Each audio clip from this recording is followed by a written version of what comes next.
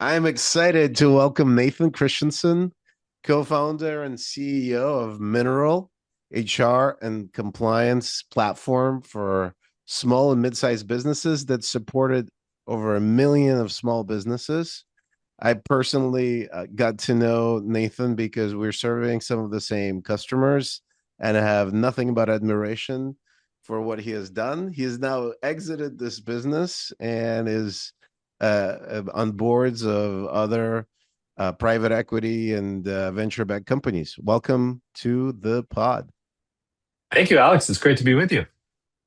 Well, let's start in the journey of this company, and then we'll move on into what you're advising now in a slightly different age of AI. But a lot of my growing up happened in the HR tech world with success factors, and one way or another, I found my way back with folks doing benefits like employee benefit brokers and advisors. We love them. They create a lot of very important content that helps small and medium-sized businesses serve their employees well. And you were serving the same customer types, and I'd love to hear about that journey and what you learned from there, about what made them successful and then what made you successful with them. Sure. Well, I think our story was the typical story of a lot of startups, which is a lot of failures and a lot of mistakes along the way. And we didn't start out partnering with insurance brokers and payroll companies. We actually started out trying to sell our product, which was an HR compliance platform, directly Mm-hmm. to small businesses. And this was about 15 years ago. The SaaS product ecosystem was still very early.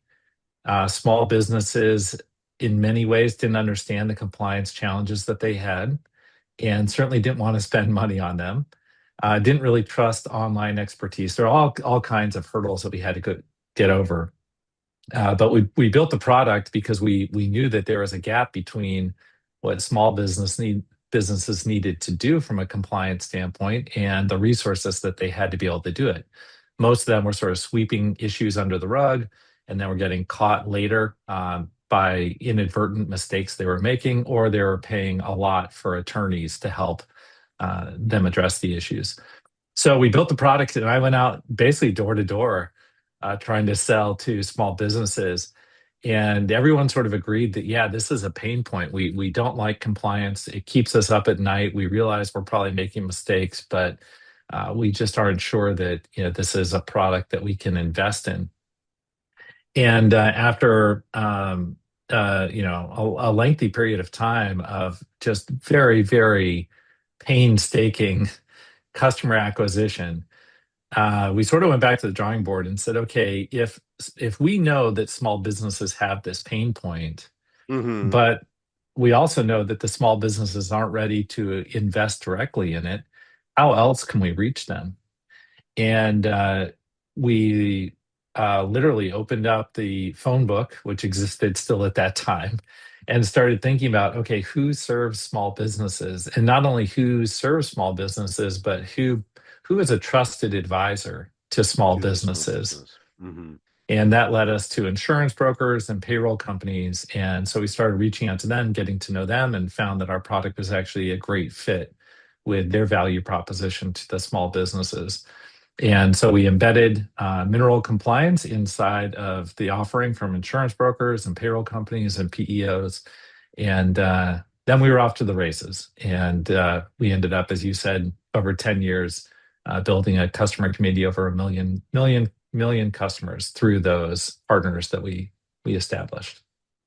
Well, I think one thing that I found is when we meet some of these brokers, they generally have like couple systems on there that they talk about. One is some benefit administration solution for kind of compliance around benefits, and then the other one is Mineral. And you've kind of joined forces was another firm, Think HR. So like some people heard of these and had a great exit ultimately, but they immediately, the recognition is there, and that's not necessarily the easiest group of people to sell to. Like my perception is that they're like have a broad offering, lots of complexity, trust and relationship business, not necessarily like differentiating themselves through Yeah. technology innovation.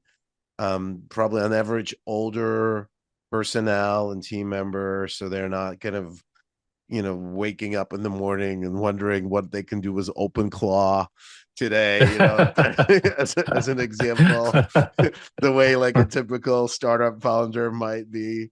And at the same time, they have these, like you said, each, for example, benefits advisor could have 20, 30, 100, depending on the size of businesses they serve, relationships with other businesses. So it sounds like that channel was essential, but it's not an easy channel to, as we were chatting, over the last, year or so, it's not an easy channel to penetrate. What It made it work for you? And, how come you it persisted? yeah, it's not an easy channel to penetrate, but it's also not an easy channel to work within. Insurance brokers are managing a tremendous amount of stresses and pressures from all kinds of stakeholders. They've got, the carriers they work with on one side, they've got their clients on the other side. Um, and the clients are constantly asking for more.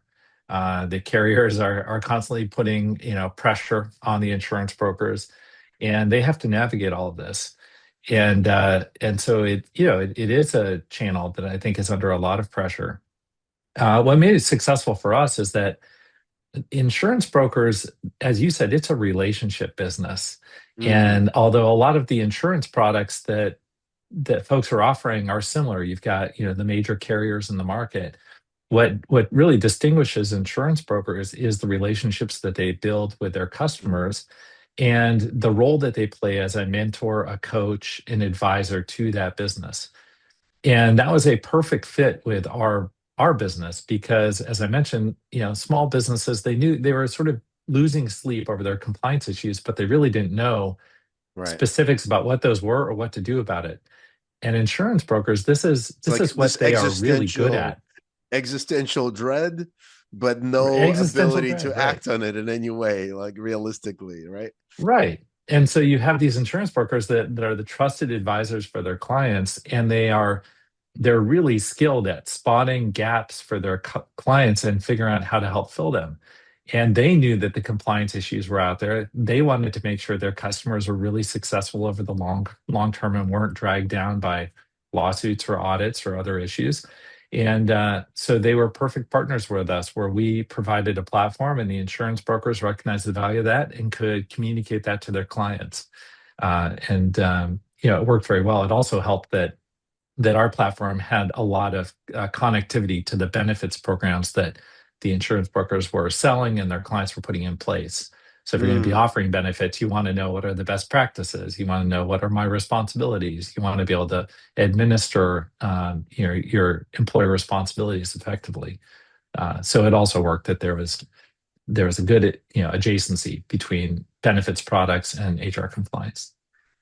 And so it started, like, it sounds like you had an initial wedge, and I think to grow the business, once you got in, you started introducing a broader and broader offering. So tell us about Yeah. how that, and that, like, it makes perfect sense, right? It's a hard to get in market, and once you get in, you probably have yourself now earned the trust of these benefit advisors, and so you could probably serve more and more of their needs.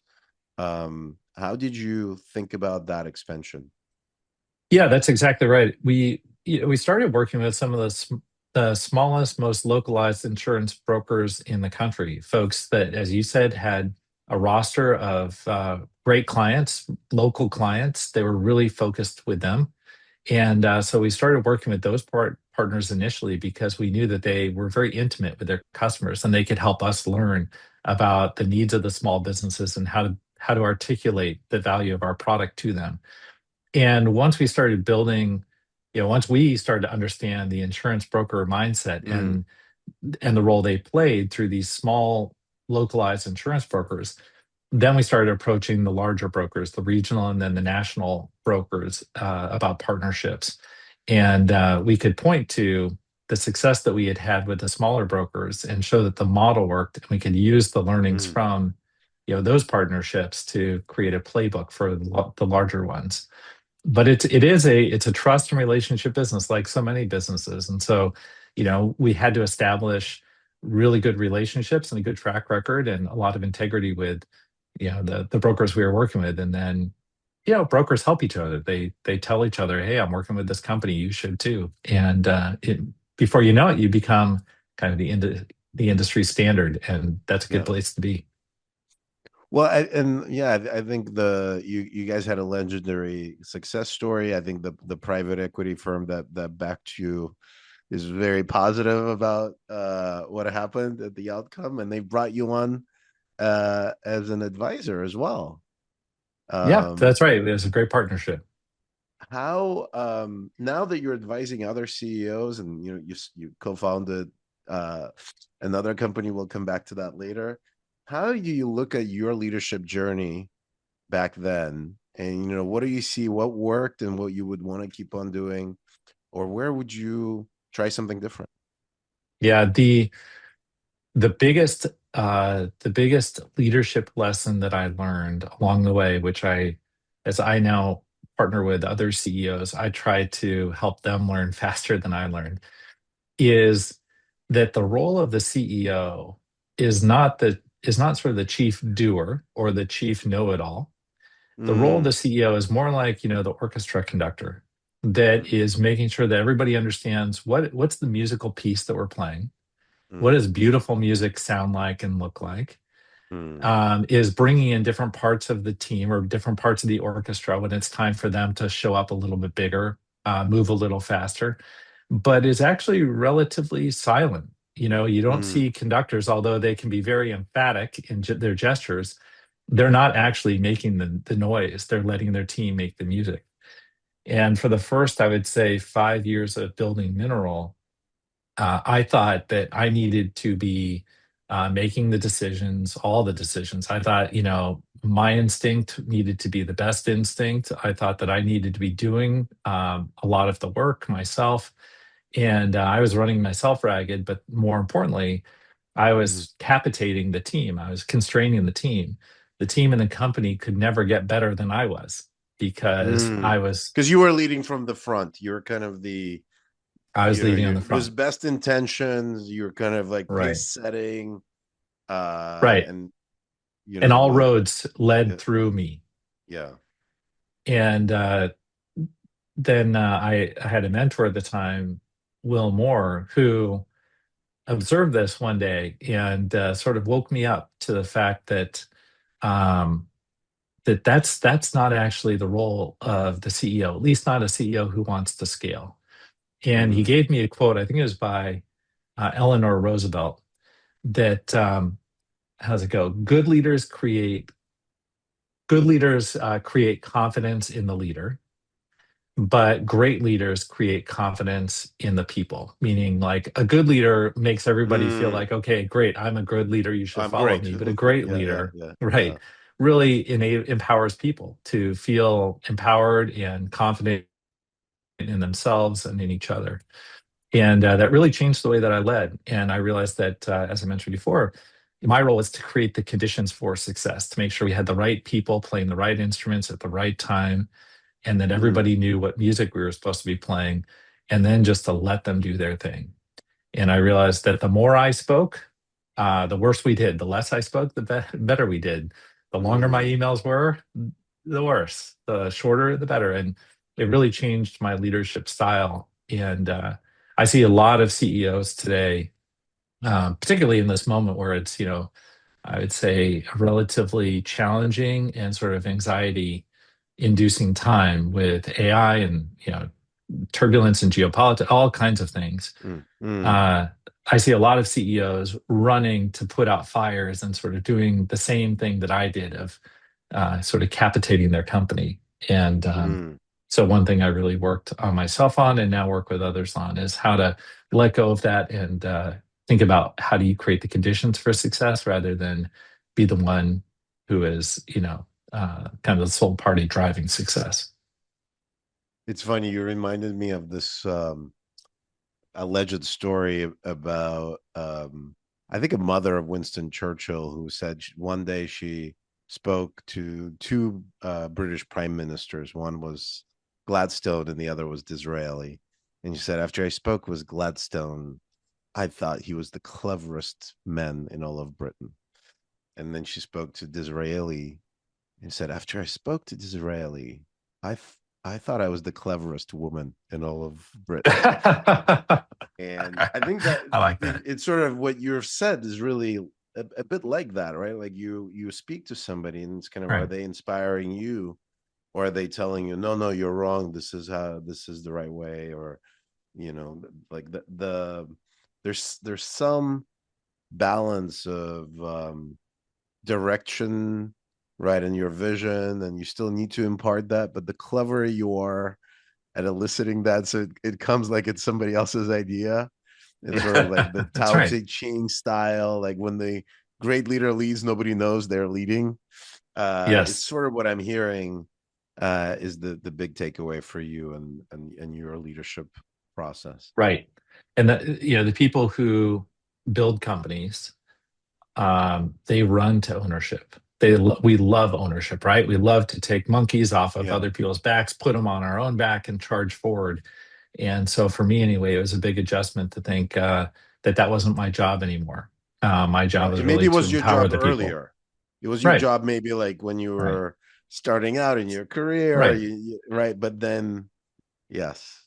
Huh. Yeah. No, I think there's a time and place for it. But then as an organization begins to scale, it goes from a strength of the organization to a liability. Well, one of the things I really admire about Mineral HR and what you guys have done is that you've effectively turned these benefit advisors and payroll vendors into your e- ecosystem, almost an extended part of your team. And when we chatted, you were really thoughtful about some of the things that you were doing in terms of making their lives easier, reducing friction for them.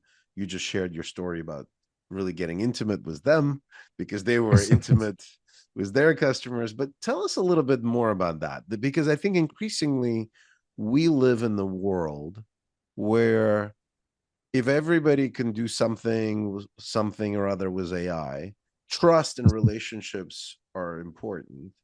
And one of the reasons we love similar customers that relate to and want to be kind of listed along mineral at some point in the list is that we want to work through trusted partners, because I think there's nothing that we could run all sorts of marketing and spend all sorts of money on that, and even yes, we can build amazing products, but to get it to market, it still will the trust will matter more in the AI era, and the human relationships will only matter in some markets because everything else could be commoditized. So in that universe, everybody I think needs to be amazing at working through whoever those trusted partners are. You were you were an example of that success story. We'd love to hear some of the stories of what you were doing, what you've done, what are you advising others now to do in from those lessons. So, a couple thoughts, Alex. There are thematically, I think there are two key ingredients or two key things to be thinking about for folks that want to build really good partnerships in business and potentially build a go-to-market engine that works through partners. The first is what you described, trust. When we at Mineral signed a partnership agreement with an insurance broker, a payroll company, a PEO company, to us, that was a sacred bond because they are Mm. handing over their clients to us. And we don't want to do anything to jeopardize that relationship. In fact, we want to Mm. make that partner look so good to their clients by delivering great products and services to their clients. And we took that very seriously. We talked about it as trust and as kind of a sacred promise. We felt very honored that our partners would send their customers to us, and we felt a lot of responsibility to deliver on that. So that's the first thing. And And so But let's yeah, pause on this because I felt when you used the word sacred, yeah, I felt it. It's a strong word, and it's not a word that is commonly used in business. And I love it. And I think this resonates with our philosophy. I don't think we've used that word the same way, but this tell us more on how do you convey that? Obviously through behaviors, but also like what is it you have to, pick the right team members who really, also believe in that? Like how, like is it some values testing that you're yeah, doing? How do you deliver on secret, right? Like that's a big delivery outside yeah, of spiritual world. yeah. Yeah, well, the first thing is when we were talking to a new potential partner, we would say it explicitly that we take very seriously the trust that our partners put in us, and that we will deliver on that, and that they have our commitment and our promise that we will do that. And then, of course, that's talk. You need to actually deliver on it. And you can hire great account managers or customer support people. I mean, you can do that, but I Mm-hmm. think that the more effective thing is to actually make it cultural within your business. Mm. And that starts with, what are your core values? And do your core values communicate that sort of intent? And we had a core value that was, we are in this together. And very specifically, it meant that we believe that we have this sacred bond with our partners, and we are in this together and delivering an exceptional experience to their customers. And we never Mm. want to think about ourselves in a silo. We always want to think about I would say the consequences of whatever we decide to do in terms of its impact on our partners. And so Mm. that was one of our four core values. And they didn't just live on a T-shirt or on the wall. We talked about these core values. We gave awards for these core values, and so we really made it a living and breathing part of our DNA as a company. And what that means is then, yeah, you could hire the best account manager in the world, and they're going to deliver a great experience to the customer. But you can't always find the best account manager in the world. You can't always afford the best account manager in the world. But if you make it cultural, you can hire people that maybe don't have that kind of experience or track record Mm. yet, and bring them into your organization, and very quickly they will be performing like an A plus performer. Um, so that's, and then of course we would be measuring the results of our actions. So we'd be looking at client satisfaction. We'd be looking at customer NPS scores. We'd be looking at anecdotally the Mm-hmm. sort of the testimonials that they would give, both good and bad. And we had a saying in our company that we needed to have stakeholder balance within our business. We needed to have happy customers, which created happy employees, which created happy shareholders. And every town hall, we started with our customer metrics to reinforce this idea that we Mm. have to deliver for our partners in making sure that their clients are, having a good experience. Well, thank you so much for double clicking on that. I think that's a beautiful framework, and combining the metrics around that, the values sounds like Yeah. the right balance. And it feels also when we spoke, in the past and today, I just always feel that this is authentic to you as a leader as well. Like you're someone that I I would place a trust in, Oh, and thanks. I do wonder how much of that must come also from somebody who's missionary, who really genuinely does care about the customers and partners, versus like, historically there's this sort of notion between missionary and mercenary Mm, companies, right? And like there's a lot of people that are opportunistic, right? Hey, we could make a lot of money in AI now. It's the thing. What should I be building in AI right now? And that there's that mindset. It's a little bit more transactional and not as long term. And then I think what you're describing, that just says, hey, we're building for the long haul. We care about um, secondary and tertiary outcomes of whatever we're doing. And the returns speak for themselves. It sounds like you had a lot of word of mouth, and it just at some point, as we're discussing, the market tipped, right, and you became the de facto trusted partner. So tell me a little bit about your own, and we'll come back to more ideas on partnerships, but like, if you were to speak about yourself a little bit and your personal leadership style, what's your take on how that reflected in the building that type of business that you built? Uh, well, I think that businesses are often take on the personality of the senior leaders in the company, and specifically founder, CEO, and that's for better and that's for worse in some ways. But you have to be cognizant of that. And one of the I like to say that for our strengths, the first 90% of our strengths are really what make us and the organizations that we're part of successful. The last 10% are where we might have blind spots or liabilities. So I tend to be a relatively analytical, thoughtful person, and the first 90% of that is great because generally that translates into good decision making. It translates into a lot of alignment within the team. Um, but the last 10% mean that it can become overly analytical, and you can Mm, get slowed down by wanting to really understand every aspect or understand how it's going to affect every person or every stakeholder, every customer. And what I needed to do very intentionally was go out and find folks to put on my leadership team who would offset that, that attribute of mine and would be more action oriented. And so I tried to surround myself with people who, yes, they wanted to make thoughtful decisions, but also they felt, that sense of urgency. And then we could meet in the middle where I would really want to make very strategic and thoughtful plans and decisions, and they understood the urgency of then translating that into action. And it was never quite perfect, but that combination worked well well for worked. us, and is a way that we had to evolve the company over time. From sort of my personality to, I think, a maybe a better mix.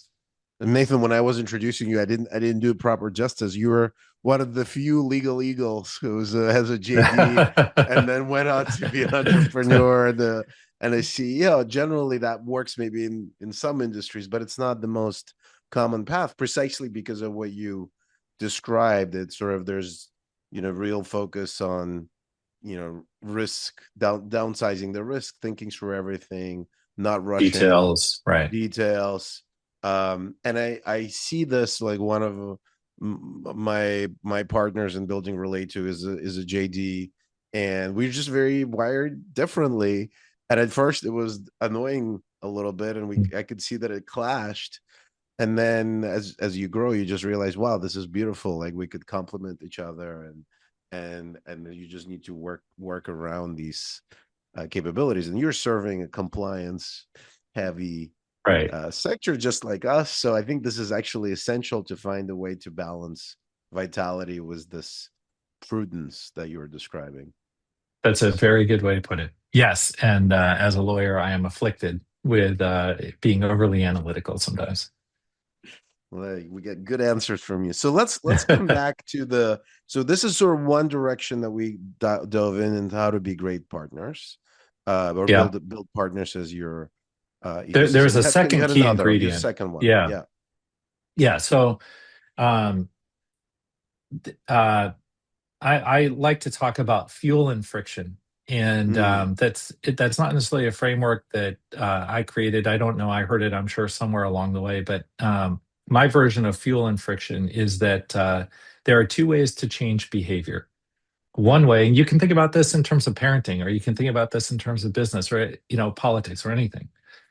One way to change behavior is to throw more fuel on the mm, fire. And in a mm, business sense, you can think about that as more aggressive, louder marketing. You can think about that as incentives. We're going to give you 6 months free if you sign up tomorrow. You can think mm. about it as all kinds of things that you're just kind of amping up the pressure to act. Okay, that's one way to change behavior, and it can be very effective.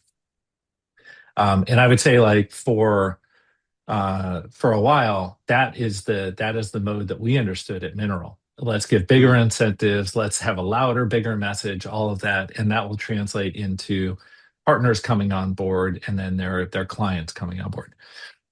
But along the way, I discovered an actually a more effective way to change behavior. Mm, Fuel is always needed, but then there's removing friction. And I'll tell you a story that has nothing to do with business, but illustrates the power of removing friction very well. Um, for a period of time, the U.S. military had a really big challenge recruiting people. And mm, when they looked at their recruiting pipeline, they found that actually they were doing very well at the top of the funnel. They were getting a lot of okay. people raising their hands saying, "Yeah, Mm-hmm. I want to be part of this." Um, but then along the way, the recruits fell off, and the number of people who enlisted were below Mm-hmm. targets. And Mm, so they tried to add more fuel, right? They added more incentives to sign up. Maybe it was signing bonuses. I don't know all the mechanics that they tried. And it had some impact, but not a lot of impact. And then they dug deeper and they found the where they really lost the most number of recruits was at a very specific and very sensitive moment. It was the moment where the recruit needed to tell their parents that they were going to enlist in the military, mm, and that the recruits felt very nervous about how to have this conversation in a mm, productive way with their parents, because obviously serving in the military is a sacrifice. And mm, and so, what did the military do? The military trained people to be facilitators of conversations between parents and children about this issue. And so, if a recruit was headed towards a conversation with the parent and expressing concern, the military could offer somebody who could facilitate that conversation in a really healthy way and remove that friction from the recruit's mind of, oh, I'm not going to invest because, or I'm not going to enlist because I'm worried about this conversation. Okay, So, let's so take that friction the out. enlisting officer would go and join the recruit and the parents, or they would Right. offer Or, some tips. yeah, it could be tips, it could be participating, it could be virtual. But Mm, that they found the friction and they removed it. wow. And so I don't want to compare business to the military. These are two very different things. But that same principle of identifying, really understanding sort of the mindset of the people at play and where the Mm. friction points are and figuring out creative ways to remove it. I mean, you can also like, I don't know, when's the last time you bought a refrigerator or maybe a mattress?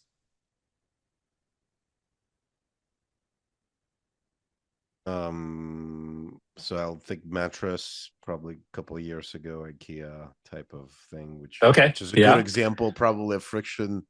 It's a little bit of Yeah. friction, and in terms of like you could never leave IKEA, but Right. but IKEA make very strategically create friction. yeah, Well, yeah, the mattress industry yeah, realized that yeah. uh, one of the big reasons why people didn't really replace their mattresses is because it was such a hassle to figure out what to do with your old mattress. So then they Uh, started the program of we will take your old mattress away. Same with refrigerator, things like that. So these friction points are really Interesting. important. Yeah. And you kind of alluded to this earlier, but what we found in building partner programs is once we established trust, that was great. We had the sacred bond, right, with our partners. But then to really get the flywheel going, we had Mm, to deeply understand the experience of our partners and look for any source of friction between our business model or our team and their business model or their team or their processes, their workflows, their technology, and find those points of friction and remove them. So whether that was technology integrations, workflow integrations, just ways of communicating with them, invoicing, pricing structures, all of that, we had to really dial in so that there was no friction. And that ended up being actually more effective than like all the promotional campaigns that we were doing. And but you anyway, still it was needed to a get to big them. learning. You still needed to get to them at For first. So sure. For it sure. doesn't remove the need to get to market, Right. but then once you get there, they're more successful. And then this is one of those industries where word of mouth matters tremendously, Yes. as you pointed Yes. out, right? And Yeah. people talk to each other. They're not always competing, but at the same time, there's a commoditization pressure. So you want to pay attention to what the competitors are doing. Yeah. So there's this weird thing that if you do well, eventually that word will spread. Is that um a good way of thinking about this? Yeah. The first year I went to the industry conferences, I was always very dejected. Nobody would really talk to me. I was sort of this outsider, this unknown, untrusted entity. The second year I showed up, people thought, oh, okay, well, this person's invested in our ecosystem here. We'll learn a little more. And I got a few people to bite and, partner. Then the third year I showed up, now they're referring other people. And, it became, kind of an Ah. exponential curve. But but just like you're saying, you have to build towards that. It doesn't happen overnight. So you really needed to, it's a cumulative investment is kind of what I'm hearing, that you kind of Right. need to, you shouldn't expect immediate results, but over time the returns start, picking up, because the trust, and this is, let's say, not like the industry that everybody jumps up to try new things, but eventually there is a pressure to stick to the standard. So if you become that standard, Right. Yeah. it's worth the wait. Insurance brokers, like a lot of people, they see a lot of uh, vendors come in and out. Right. Every year, there's some new shiny object, and then it might be gone the next year. And to your point, it also might be very opportunistic. They're sort of coming in, seeing what they can grab, and then taking off. And in our experience, what really made the difference was showing our commitment over a period of time. So we weren't sort of that shiny object that came in one year and then disappeared, but we were there year after year. We were adding what we hoped was thought leadership and new insight to the industry, and not just trying to kind of milk it for sales. And Nathan, kind of help me understand, because the product, the underlying product that you sold, you could have gone, now that it's matured, you could have gone back to going direct, or you could have taken like the LMS that you've built to do compliance, right? You could have taken that somewhere else. Uh, what kept you focused? Is it just that you thought, hey, we can't get Yeah. distracted, because I'm sure you felt the pressure to find, fast growth pockets, right? And there are probably years that are always not as fast, and so this shiny object for you must have been there as well. Guide me a little bit on how you thought about it. What would you do differently? What would you say worked really well, as you kind of analyzed, because a lot of CEOs probably wearing, was equity investors in the back, like, are feeling different pressure points, right? At like, Yeah. go, expand, try something that's, AI is changing everything, and so you need to quit what you're doing and try these 10 other things and come back when they're going to be hyper growth. Otherwise, you're wasting our resources, right? So there's that talk, and then there's you kind of sticking to a market for many years. Yeah. I think that this is really important. And, it's something that overall I think we did quite well, but not always. There were certainly moments where we fell short and I made mistakes. But focus is super, super important. That doesn't mean that you keep trying something that's not working. And it doesn't mean that you don't experiment with ways of doing things differently. But I would much rather try to do a few things and do them really well than do a lot of things and, hope, kind of throw things at the wall and see what sticks. And we tried that. We tried, lots of different experiments, and just found that when we sort of stuck to our guns, experimented a little bit, but in very targeted ways, we made a lot more progress. But on the go-to-market front, when we built this partner-centric go-to-market model, our partner DNA became our DNA. And Mm. so we became a partner-centric company. And you want to understand and respect the DNA of your business and leverage the strengths that it gives you. And if at some point you need to change your DNA or expand your DNA, that's fine. But I realized that what we knew how to do better than anybody else was partner with these other service providers to deliver our product through and with them. And now as companies scale, they can do more, right? There are more resources, and your company builds this kind of muscle to execute so that you can go off and try new things. But we try to be very intentional about when to pick those moments where we felt like, okay, great, the core DNA of our business is running, really well. Let's go out and try something new and different. Generally, that was along the product side rather than the go-to-market side. But for us, focus was definitely a core part of our success. Well, what a beautiful insight. Nathan, as we were wrapping up, I'd like to know two things. How can people find you and follow you and learn more from you? And two, anything that some of your latest projects, you've co-founded an AI coaching business, Yeah, tell us sure. more so that we could keep getting some Nathan nuggets after the show. Well, people can find me on LinkedIn. I haven't been as active there as I used to be, but I'm planning to come back on with some thought leadership pieces in the near future. I'm also on X, although there too, once I stepped out of the CEO role, I sort of took a breath and I haven't been posting as much. But I'm there if anybody wants to reach out, has questions, wants to talk about these ideas further, would love to do it. And yeah, I serve on, as you said, board for private equity backed businesses now, but I also launched a new startup in Portland with some other co-founders. It's called Huckleberry, and it's based on a problem that I observed and that my co-founders observed. Being in the HR tech world for a long time and hearing the stories of the executives in those businesses, and particularly the HR leaders, I saw a lot of concern about things around employee turnover. Geez, we have a turnover problem, or internal professional development of, geez, our employees are not growing at the pace we need to be able to promote them and fill the gaps as our company grows, or even attendance and absenteeism of employees not being as engaged or showing up the way that they need to do. I heard kind of all of these problems bubbling within businesses.